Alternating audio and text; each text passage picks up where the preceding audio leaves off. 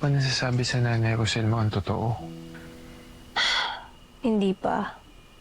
I thought I could. Kasi, nung nandun ako, wala, hindi ko talaga kinaya. Pero di ba, tagal mo nang gustong ma-meet ang totoo mong nanay. Akala ko ganun lang kadali. Akala ko na kaya ko ilaglag si Dad. Di pala. Then, ano yung gusto mong sabihin? Tita Rosel, alam ko pong mabigat yung pinagdadaanan ninyo.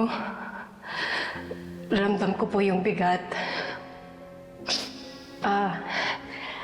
Lalo na po sa paghahanap sa anak ninyo.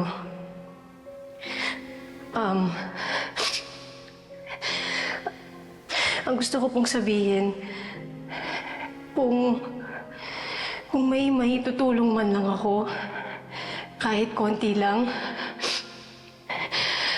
I want to be there for you. Kahit sa anong paraan.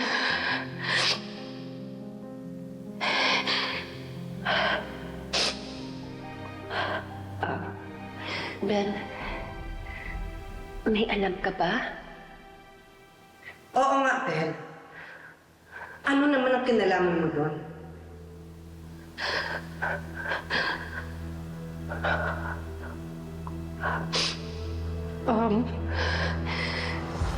Gusto ko lang pong dumamay. Kung ano man ang pwede kong magawa para sa inyo, Tita Rosel. Para lang mabawasan po yung sakit na nararamdaman ninyo.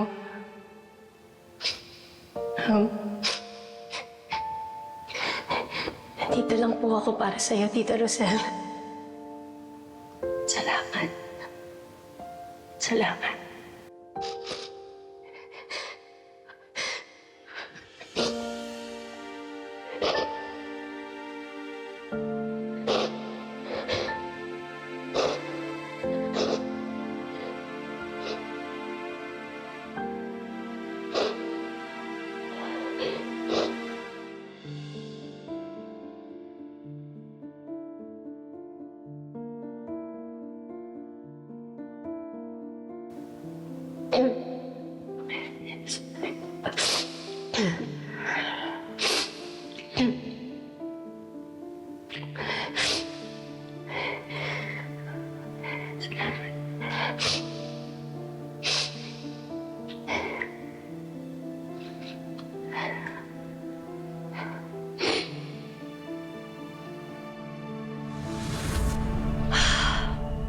Gustong-gusto ko na sabihin ang totoo kay Nanay Rosel.